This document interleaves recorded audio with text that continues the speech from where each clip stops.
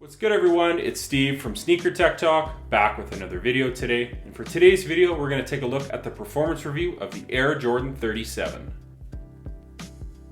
So as far as the traction pattern goes on the Air Jordan 37, as you can see here, it is a multi-directional traction pattern. It's kind of like a modified herringbone, and you do have all these different colors, the black, the red, the purple, and the yellow. And as far as how these performed on court, I had really no issues on clean floors. These really bit really hard as far as the overall traction on lateral cuts and forward motions.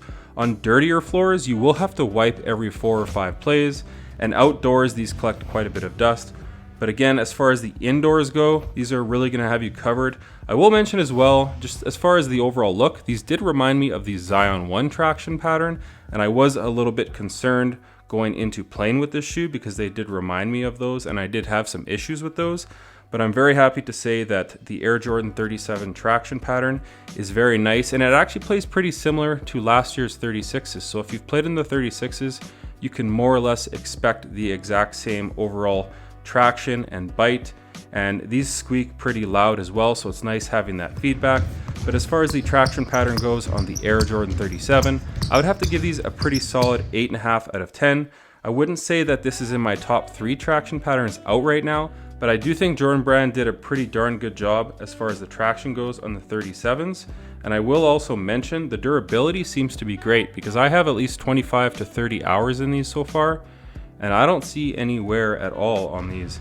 And I've been playing a ton in these, so that's a really good look as far as the traction goes on the Air Jordan 37.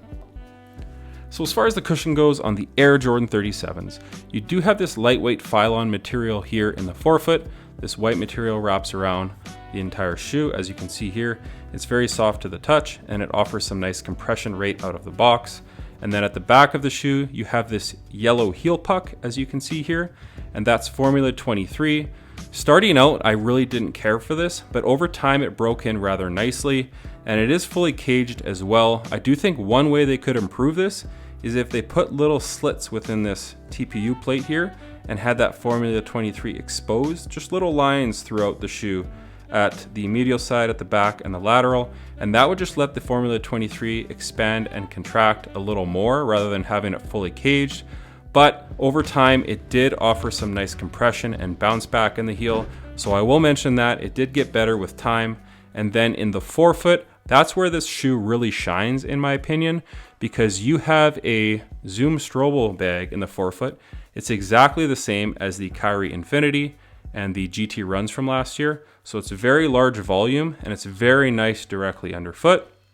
And then it's actually double stacked as well. You have a second bag that runs side to side, and it's another large volume bag. So there's a ton of impact protection in the forefoot, a ton of response with the overall cushioning in the forefoot, and for me, it had really good court feel as well. So I don't really have many gripes. I would have liked a Zoom bag in the heel, but the Formula 23 definitely has you covered from the impact protection side of things. And another thing that I really enjoyed that they did with the 37s is they actually added this lightweight blue kind of foam, insole, rather than that styrofoam material that's a little more firm, and you can see the imprint of the Zoom bag right here. So this just offers a nicer feeling with the Zoom bag directly under your forefoot. You can feel it a lot better. This is a lot thinner, and I actually like the setup with the Zoom Strobel and this better. I actually popped these into my 36s, and you can feel the Zoom a lot more rather than that styrofoam material. So I think adding this insole in was definitely a nice touch.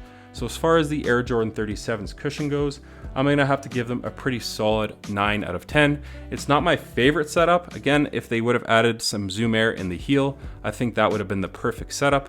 But nonetheless, this is no slouch, and I think a lot of players over time, once they break in that Formula 23 puck in the heel, once they break this in, they're really going to enjoy this overall setup on the Air Jordan 37 for cushioning. As far as the fit goes on the Air Jordan 37s, I'm going to have to say that these fit true to size, and they're not nearly as narrow as the 36s were last year. As you can see here, these were just a little more narrow and more restricting. I don't know if it was the Leno weave material and just that fused rand on the toe, but this pair here, the fit is definitely true to size. If you're an overall wide footer, as far as having a pretty wide forefoot, I would say go up half a size. But as far as the length goes, my toe is basically right here near the end of the shoe. and it's just a really nice overall fit. It definitely keeps your foot locked in within the shoe, and this leno weave material has no break-in time. It's very pliable. It moves really good with your foot. And one thing I have noticed is some people complaining about this setup at the back on how it's kind of separate as far as this neoprene ankle collar and the leno weave portion. And basically what this is for when your foot is moving and stepping within the shoe. It's kind of to offer this upper an independent feel and just a more natural feeling rather than being restricting. So this kind of moves with your foot as you take steps. So that's the reason for this kind of being separated here. I know some people were wondering why they would have done that. And I did talk to some people over at Jordan Brand, and as far as what they told me, that was the reasoning behind it. So this kind of moves independently with your foot, and then the upper kind of stays in place. So as far as the overall fit, like I said, I would say go true to size. And if you're a wide footer, go up that half a size. But the fit was definitely nice. Pretty much no break-in time, which I prefer in my basketball shoes.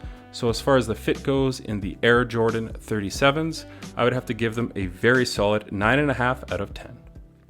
So as far as the materials go on the Air Jordan 37s, this is definitely a tricky thing for the brand because I know they're really trying to push the limits as far as the overall lightweight aspect of the shoe. A lot of people over time have really just come accustomed to having premium materials on the newest Air Jordan.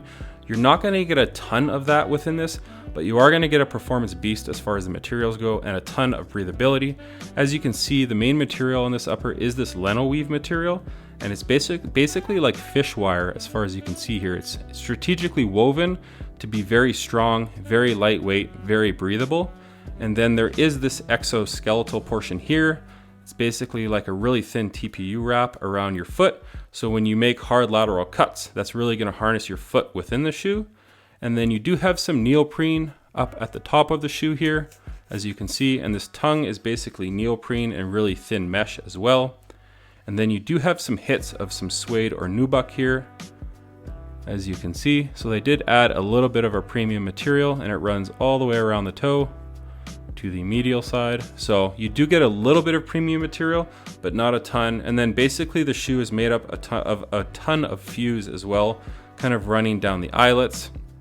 So as far as the materials go, it's really nothing premium, but these are made to be fast, to be lightweight, to be breathable. And I really enjoy this setup of materials. I would be interested to see if they change out this leno weave for a leather option for a more casual pair. But as far as performance goes for on court, these are super lightweight, super strong, super breathable. I actually really like the material setup on the 37s a little bit better than the 36s because this material here I found to be a little bit more restricting in the forefoot and caused me some forefoot pain. So here in the 37s, it's just a little more minimal and basically see-through. So whatever color of sock you wear, you will see your sock directly through the shoe.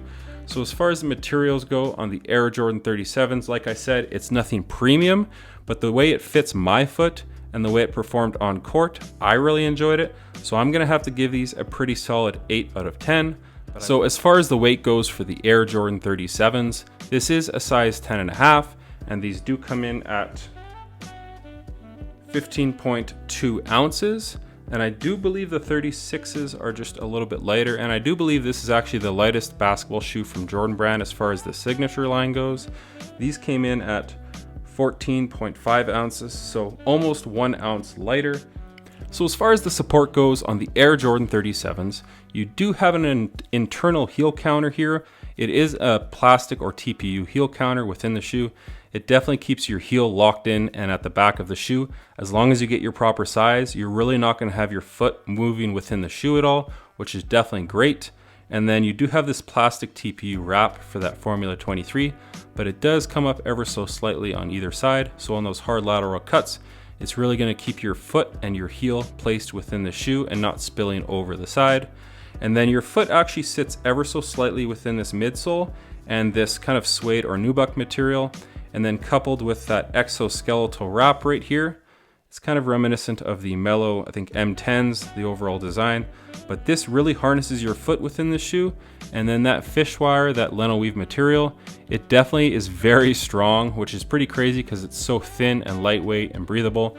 But it definitely does an awesome job on keeping your foot kind of within the footbed of the shoe on hard lateral cuts. And I will mention that these do have a traditional lacing system here, so nothing special. But again, if you crank these laces down, you're really going to be locked within that shoe. And then moving to the bottom of the shoe, you do have somewhat of a wide and stable base. It does flare out ever so slightly right here. And then at the midfoot, you do have this carbon fiber shank plate, which offers a very rigid midfoot here. There is a little bit of flex in the forefoot, which is definitely nice, but that midfoot definitely has some nice torsional rigidity and overall structure. My only complaint with this carbon fiber shank plate is the durability so far, because right here, it is cracking on me. As you can see, there's a slight crack. It's almost an inch long. I am getting these swapped out from the brand, so that is one thing to mention. So I will update you guys once I've played on the new ones for some time to see if they do it again. But as you can see here, I will throw some photos up. There is a really small crack right here within the carbon fiber shank plate. And for me, for a shoe that's about $180 or $185 American, $200 with tax, that's really not acceptable in my opinion. So that I did want to mention that crack within the carbon fiber shank plate. But as far as the overall support with this shoe, I'm really surprised because that upper is so minimal and breathable and just basically see-through, as you can see here. And that upper is strategically woven in a nature where it's going to be very strong, but offers some nice flex within the forefoot. So as far as the overall support goes on the Air Jordan 37s, I'm going to have to give them a very solid 8.5 out of 10. And it's a very natural feeling shoe on your foot with this upper, but on those hard lateral cuts, it really locks your foot within place, which is very nice. In my opinion, Jordan Brand definitely has a hit here with the Air Jordan 37's overall support. So that's going to do it for today's video on the Air Jordan 37 performance review. Let me know what you guys think down in the comments as far as the overall aesthetics. As far as the aesthetics go, I do prefer the 36s, but the performance of the 37s are no slouch. And there are aspects of this shoe that I actually like better than the 36s. So that is one thing to note. But let me know down in the comments what you guys think of these and if you have played in these. As always, if you guys could like, comment, and subscribe, that helps the channel a ton. Check out my Instagram at 23mj88, as it is an extension of my YouTube channel with all my pickups and basketball footage and just nostalgia as a whole. As always, stick around for the on-court portion of the video at the end of the video. But until next time, peace.